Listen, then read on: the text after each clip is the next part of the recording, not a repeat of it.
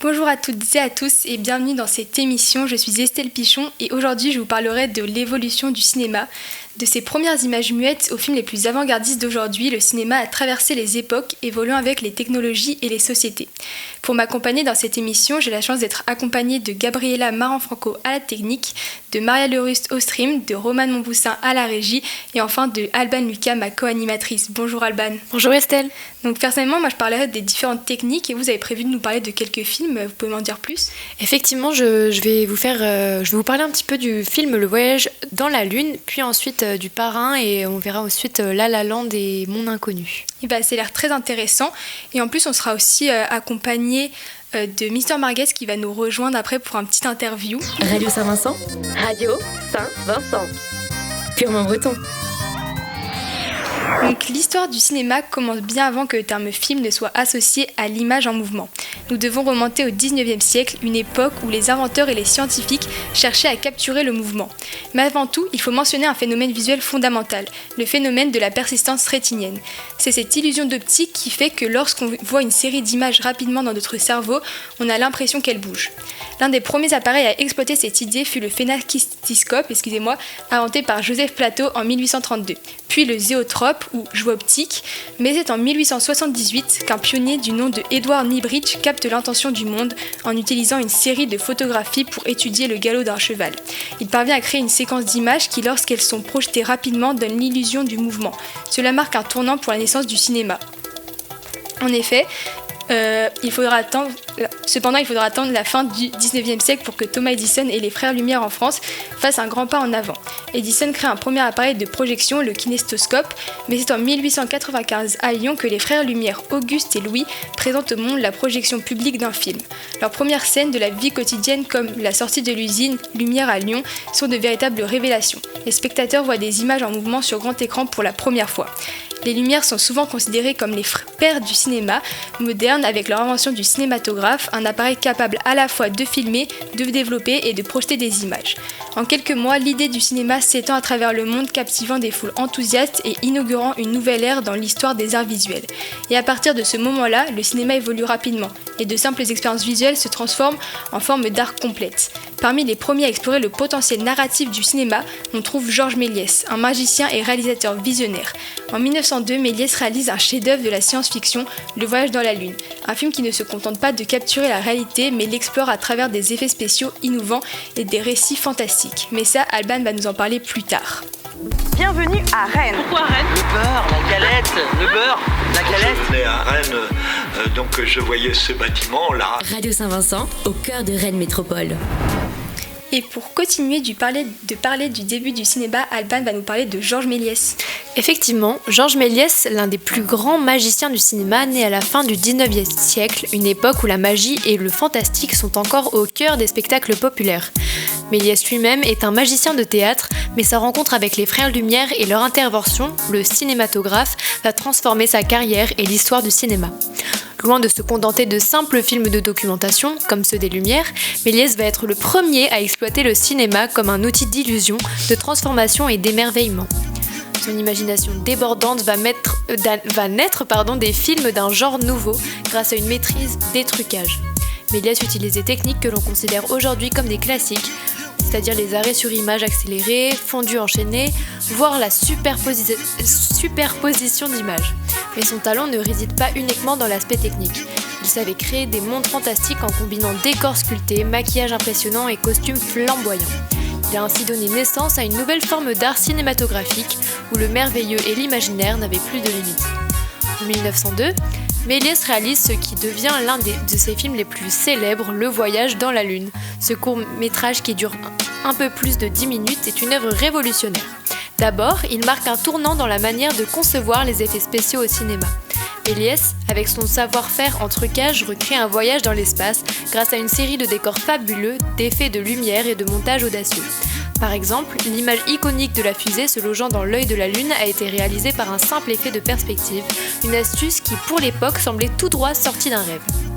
Mais Le Voyage de la Lune est aussi un véritable succès populaire qui attire des foules dans les cinémas du monde entier.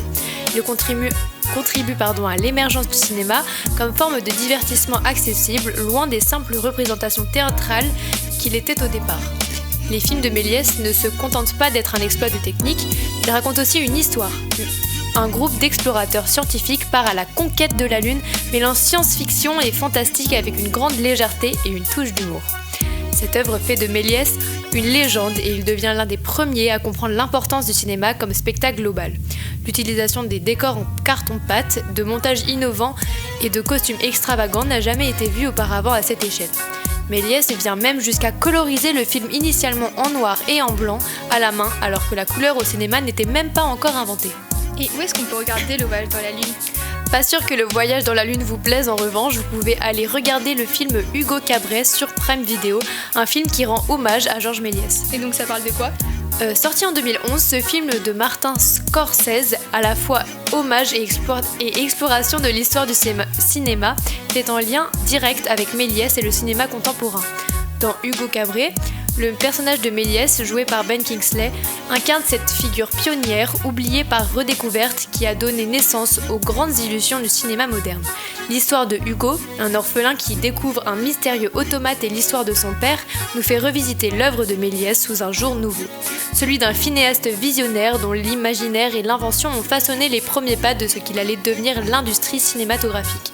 Hugo Cabret rend hommage à l'inventeur de Le Voyage dans la Lune et rappelle que l'illusionniste n'a jamais cessé d'émerveiller, même après sa disparition. Eh bien merci beaucoup, je ne manquerai pas d'aller regarder justement Hugo Cabret. Radio Saint-Vincent, au plus proche de vous. Et Sweet Treasure de Bruno Mars. Radio Saint-Vincent, au parc du Tabor. Un autre événement qui a marqué l'histoire du cinéma, c'est le passage en couleur. Le passage en couleur du cinéma est l'une des révolutions les plus marquantes de l'histoire du 7e art. Avant l'arrivée de la couleur, les films étaient en noir et blanc, ce qui ne les empêchait pas de transmettre toute une gamme d'émotions et de symboles. Mais c'est à partir des années 1930 que l'idée de la couleur commence à se concrétiser, d'abord par des expérimentations timides. Le premier grand tournant est l'introduction de la technologie Technicolor au début des années 1930 qui fait des merveilles sur grand écran. En 1939, un film marquera l'histoire, Le Magicien d'Oz, avec Judy Garland, qui offre aux spectateurs une expérience inédite de la couleur. La scène où Dorothy quitte le monde en noir et blanc pour entrer dans la terre d'Oz où les paysages sont d'une richesse chromatique inédite est une séquence clé qui symbolise cette nouvelle ère. Mais ce n'est pas une révolution immédiate. À cette époque, la couleur reste coûteuse, complexe et difficile à maîtriser, ce qui rend son utilisation rare. Les grands studios hollywoodiens l'adoptent peu à peu, d'abord pour les films musicaux, les comédies et les films épiques. Des films comme Autant emporte le vent ou Les Misérables en 1939 ouvrent la voie, pourtant beaucoup de réalisateurs comme Orson Welles ou Alfred Hitchcock préfèrent encore utiliser le noir et blanc pour ses qualités esthétiques, sa simplicité et la manière dont il joue avec l'ombre et la lumière. Et donc c'est à partir de quand que la couleur se généralise ?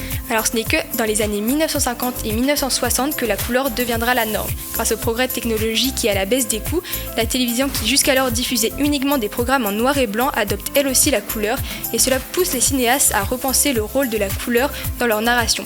La couleur devient alors un outil à part entière pour exprimer des émotions, des ambiances et des symboles. Un exemple marquant est La Nuit du Chasseur de 1950 de Charles Haughton, où la couleur est utilisée de manière expressive pour accentuer les contrastes entre le bien et le mal. Plus tard, des cinéastes comme Stanley Kubrick dans 2001 L'Odyssée de l'espace sorti en 1968 vont également utiliser la couleur pour transformer l'expérience visuelle en une dimension quasi métaphysique. Le passage à la couleur, loin d'être qu'une simple évolution technique, va donc profondément transformer la manière dont les films sont perçus du côté du public comme des créateurs. La couleur devient un véritable langage cinématographique, un moyen supplémentaire de capturer l'essence de l'histoire et des personnages. Elle donne une toute autre dimension à l'art du cinéma. Radio Saint-Vincent, au plus proche de vous. D'ailleurs, le cinéma, dès son début et encore aujourd'hui, adore mettre en avant les comédies musicales dans de superbes films, comme par exemple La La Land, dont Alban va nous parler, et c'était Without Me de Eminem. Radio Saint-Vincent, secoue-toi les tympans. T'es branché sur RSV. Alors Alban, qu'est-ce que vous pouvez nous dire sur La La Land ? Alors effectivement, on se plonge dans le phénomène La La Land, ce film musical qui a conquis les spectateurs du monde entier. Sorti en 2016 et réalisé par Damien Chazelle, La La Land raconte l'histoire de Mia, une actrice en devenir interprétée par Emma Stone, et de Sébastien, un pianiste passionné de jazz joué par Ryan Gosling. Tous deux sont à Los Angeles, poursuivant leurs rêves tout en vivant une histoire d'amour intense. Mais à mesure que leur carrière décolle, le poids des sacrifices se fait sentir et les tensions apparaissent entre leurs ambitions personnelles et leurs relations. Dès la première scène, le film nous transporte dans une ambiance féerique avec une chanson d'ouverture, Another Day of Sun, qui rend hommage aux grands classiques de la comédie musicale comme Chantons sous la pluie en 1952 ou alors Les Demoiselles de Rochefort en 1967 de Jacques Demy. Cette scène est une véritable explosion de couleurs et de mouvements qui capte immédiatement l'attention du spectateur et plonge dans l'univers du rêve hollywoodien. Mais La La Land n'est pas qu'un simple hommage aux années dorées de Hollywood. C'est aussi un film qui aborde de manière subtile le dilemme entre l'amour et les rêves professionnels et comment parfois, dans cette quête de succès, on doit faire des choix difficiles. Le film a connu un immense succès en salle, attirant plus de 5,5 millions de spectateurs en France et dépassant les 440 millions de dollars au box-office mondial. C'est un véritable carton, surtout pour un film musical, un genre moins populaire ces dernières années. Côté récompense, La La Land a reçu 6 Oscars en 2017, dont celui de la meilleure actrice pour Emma Stone et celui du meilleur réalisateur pour Damien Chazelle. Le film a également été nommé dans 14 catégories, un exploit égalé seulement par Titanic et All About Eve. Bien qu'il n'ait pas remporté l'Oscar du meilleur film à cause de la confusion mémorable avec Moonlight, il a marqué l'histoire du cinéma. La bande-son du film, signée par Justin Hurwitz, a aussi été un grand succès. Les titres comme City of Stars ou Audition The Fools Who Dream ont non seulement capté le cœur des spectateurs, mais aussi ont remporté des prix prestigieux, dont un Golden Globe pour la meilleure chanson originale et un Oscar pour la meilleure musique originale. Enfin, pour ceux qui n'ont pas encore eu la chance de voir La La Land, je ne peux que vous encourager à découvrir ce film. Avec sa mise en scène soignée, ses performances exceptionnelles et ses dialogues poignants, La La Land reste un incontournable, une ode à l'espoir, à la passion et aux rêves qui nous poussent à avancer, même quand la route devient difficile. C'est un classique à découvrir, à voir et à revoir. Eh bien, merci beaucoup Alban. Radio Saint-Vincent. Radio Saint-Vincent. Purement breton. Il est 12h58 sur Radio SV et pour continuer dans l'univers des comédies musicales, il y a aussi Mamma Mia, une comédie musicale remplie de bonne humeur qui reprend les musiques de ABBA. C'est pourquoi je vous propose maintenant de découvrir Gimme Gimme Gimme de ABBA.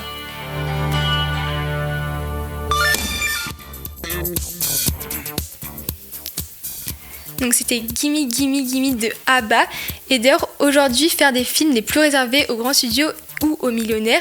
On vit dans un monde où il suffit d'une caméra, d'un peu de passion et de savoir-faire pour raconter des histoires et pour nous le rappeler. On a la chance d'avoir avec nous quelqu'un qui sait de quoi il parle, Sébastien Marguette, professeur de SIA. Radio Saint-Vincent, au parc du Tabor. RSV, Made in Brest. Radio pour toi. Donc, bonjour Monsieur Marguette. Bonjour Estelle. Donc est-ce que vous pouvez me dire qu'est-ce qui vous a motivé à étudier le cinéma ? Alors oui, en fait, le cinéma, ça a toujours été une passion pour moi. Depuis que je suis tout petit, je prenais le caméscope de mes parents et puis j'allais filmer tout et n'importe quoi. Je me rappelle mes deux personnages principaux dans mes films, quand j'avais 6, 7, 8 ans, c'était des petits vers de terre dans le jardin. Et à partir de ce moment-là, c'était vraiment une passion. Les films comme E.T., Le 5e élément par exemple, dans les années 90, ont vraiment fait que je voulais vraiment étudier le cinéma et c'est tout ce que je voulais faire. Et donc, mais du coup, qu'est-ce qui vous a décidé à devenir cadreur ou caméraman dans l'aspect du cinéma ? Alors j'ai toujours aimé tenir la caméra, j'ai toujours aimé le montage aussi, même avant l'ère digitale d'aujourd'hui.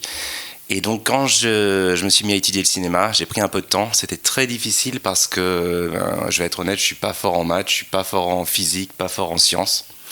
Et ça c'est compliqué quand on veut étudier le cinéma. Donc je me suis tourné vers des universités en Angleterre.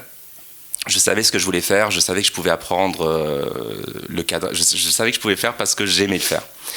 Et donc on m'a accepté, et puis à partir de ce moment-là, c'est là où j'ai tout de suite développé une passion pour être derrière la caméra. Moi en tant que réalisateur, je laissais plutôt faire, mais par contre l'écriture aussi était quelque chose de super important pour moi et qui est toujours important pour moi aujourd'hui. Et donc est-ce qu'il y a des expériences ou des projets que vous avez réalisés qui vous ont marqué ?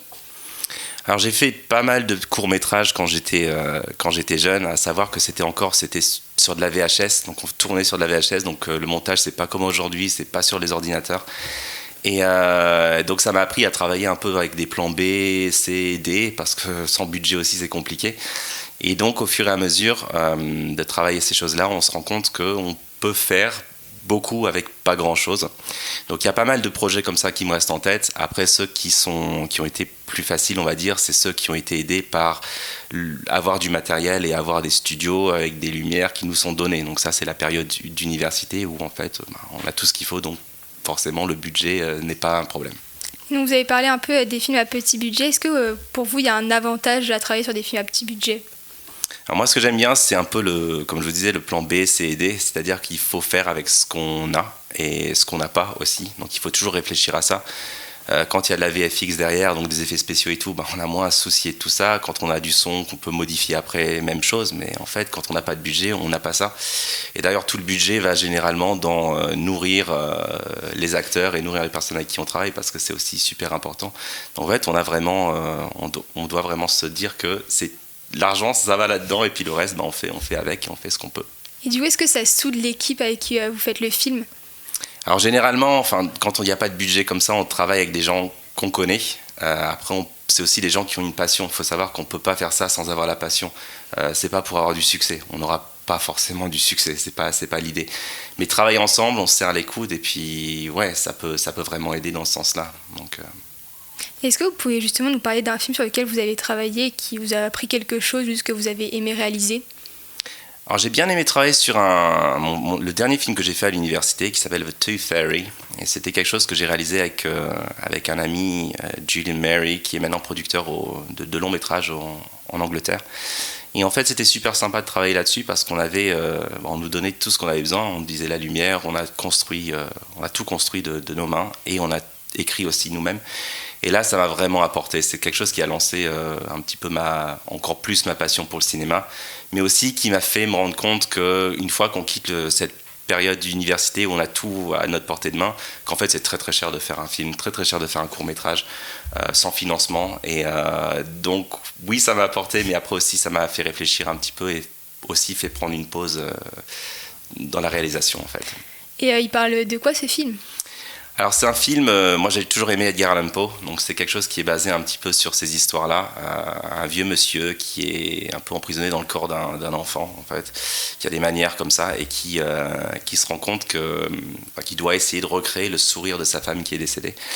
Et donc l'idée c'est, en fait, il rencontre du monde et puis il leur prend leurs dents. C'est un petit peu bizarre, mais c'est quelque chose qui est très proche des nouvelles d'Edgar Allan Poe. Et donc maintenant vous êtes professeur de SIA, est-ce que encore maintenant en tant que prof vous réalisez des projets en lien avec le cinéma ? Oui, alors j'ai réalisé des projets, j'en ai fait un qui s'appelait le Lavomatique, avec des anciens élèves qu'on avait ici, Hector Nogrix et Patrick Michel, qui sont eux maintenant producteurs et qui sont dans des écoles de cinéma. Et on avait fait ça un petit peu pour rigoler ensemble, faire ça juste avant qu'ils partent, après le baccalauréat. Donc j'ai fait ça, mais j'ai aussi travaillé sur un projet qui me tenait énormément à cœur, avec des élèves de 3e, qui s'appelle Harcelés et ES et E, voilà. Donc c'est vraiment l'histoire d'élèves qui sont harcelés à l'école, et c'était un sujet fort qui nous a vraiment plu, qui était vraiment important pour nous aussi. Et donc pour moi je m'y suis retrouvé, les élèves s'y sont retrouvés, et puis voilà, vous pouvez le voir, c'est un film qui a été réalisé l'année dernière, qui est sur YouTube, sur ma chaîne YouTube, parce que ça aussi c'est quelque chose que j'ai voulu faire, en partie qui est lié à ce projet aussi, était de créer une chaîne YouTube pour l'établissement en tant que professeur de SIA aussi, pour pouvoir ramener un petit peu toute la pédagogie à l'intérieur des maisons aussi. Donc on est prof ici à l'école, mais c'est bien de voir son prof faire autre chose aussi. Justement, avant de finir cette interview, est-ce que vous pouvez nous dire c'est quoi la nom de la chaîne YouTube pour qu'on puisse aller voir vos projets ? Alors ma chaîne YouTube c'est Mr. Margate Presents, vous pouvez voir des petits projets comme ça. Généralement par des demandes de ce que les élèves voudraient que je fasse, donc il y en a sur Londres, il y en a où je prends un planeur par exemple, je déteste prendre l'avion en plus, c'est des choses comme ça en fait, donc c'est plus du vlog pour étudier l'anglais, mais c'est aussi super important parce que on garde un lien avec nos élèves, et puis aussi justement ces courts-métrages qu'on peut réaliser peuvent être postés là-dessus aussi. Eh bien, merci beaucoup Sébastien Marguette, professeur de SIA. Mais du coup, je vous propose une petite pause avec nos partenaires. Saint-Vincent, au parc du Tabor.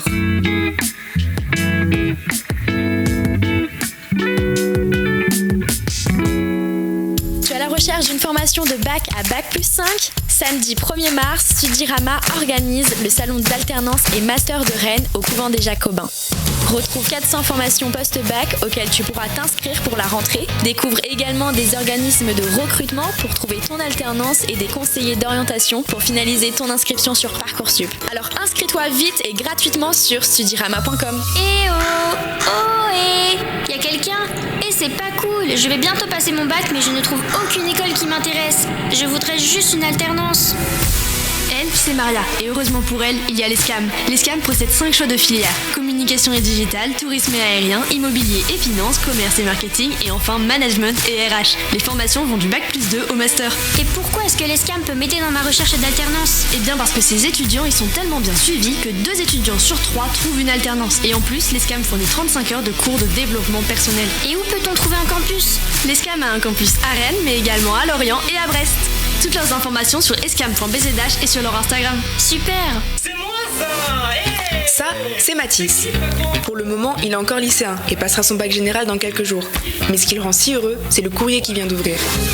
Oui, on se calme, Mathis. Mathis a été accepté à l'ICAM et deviendra ingénieur généraliste. Les matières scientifiques, ça a toujours été son truc. Et grâce à l'ICAM, il abordera sereinement ses 2 années de BTS. En plus, Mathis savait que s'il était pris à l'ICAM, il retrouverait ses camarades Arthur et Titouan. L'un est en STI 2D et l'autre en STL. Ils sont tous les 2 motivés pour obtenir un BTS et rejoindre ensuite une entreprise en alternance pour l'obtention du diplôme d'ingénieur. Donc oui, Mathis est vraiment heureux. Il faut dire que depuis qu'il avait participé aux journées d'immersion à l'ICAM, il ne parlait plus que de ça. Bon, Mathis, ça devient gênant maintenant. La planète est en danger. Et si c'était toi qui faisais la différence? À l'école Unilassal Rennes, sur le campus de Kerlan à Bru, on forme des bachelors et des ingénieurs au métier de l'environnement. Bac+3 à Bac+5. L'expert de demain, c'est toi. C'est l'école pour ceux qui veulent changer les choses. Eau, air, énergie, développement durable, découvre comment tu peux agir. Rendez-vous sur unilassal.fr et découvre nos journées immersion rien que pour toi. Encore plus simple, viens pousser les portes de l'école et on t'expliquera tout. Unilassal Rennes, demain commence ici et avec toi. SV Radio. So Vibe R&B. Au plus proche de toi. Et on a un peu parlé du cinéma parce qu'avant aller au cinéma c'était toute une sortie, on sortait avec nos amis, mais maintenant il y a l'arrivée des sites de streaming. Et justement un film qu'on peut retrouver sur les sites de streaming, c'est Mon Inconnu dont Alban va nous parler. Effectivement, je vais maintenant vous parler d'un film qui nous fait réfléchir aux choix de vie et aux chemins que l'on prend. Mon Inconnu, une comédie romantique française pleine de charme. Sorti en 2019 et réalisé par Hugo Gélin, Mon Inconnu raconte l'histoire de Raphaël, un écrivain interprété par François Civil qui se réveille un matin dans une réalité parallèle où il n'a jamais rencontré Olivia, l'amour de sa vie incarné par Joséphine Japy. Dans cette nouvelle réalité, Raphaël est un homme à succès, mais il est profondément malheureux car il ne connaît pas la femme qu'il aime et qui, dans cette version alternative de sa vie, est devenue une parfaite inconnue pour lui. Le film explore avec une émotion et légèreté une question universelle: et si notre vie aurait été différente si nous avions fait d'autres choix ? À travers le personnage de Raphaël, le film nous montre à quel point un simple détour peut complètement modifier notre trajectoire. Raphaël va tout mettre en œuvre pour retrouver Olivia et réparer ce qu'il considère comme une erreur. Mon Inconnu a rencontré un grand succès au box-office, attirant plus de 2,3 millions de spectateurs en France. Ce film a su toucher un large public grâce à son mélange de comédie, de romance et de réflexion sur les regrets et les choix de vie. Il est disponible actuellement sur les plateformes de streaming telles que Netflix, ce qui vous permettra, si le film vous plaît, de le regarder le nombre de fois que vous le souhaitez. L'une des grandes forces du film réside dans l'alchimie entre François Civil et Joséphine Japy. Leur complicité à l'écran rend leur histoire d'amour à la fois crédible et émouvante. Le film a aussi été bien accueilli par la critique et a remporté plusieurs prix, dont celui du meilleur film de comédie romantique au Globe de Cristal en 2020. Ce succès souligne l'importance de ce genre cinématographique en France, où la comédie romantique fait toujours mouche. Enfin, pour ceux qui n'ont pas encore vu ce joli film, Mon Inconnu comporte une histoire qui vous fera sourire, vous fera réfléchir et qui sans doute vous touchera. Finalement, je ne peux que vous conseiller ce film puisque c'est mon préféré. Bien, merci beaucoup Alban, justement ça m'a donné envie d'aller le regarder sur Netflix. SV Radio. SV Radio. et ta journée déborde d'ambiance.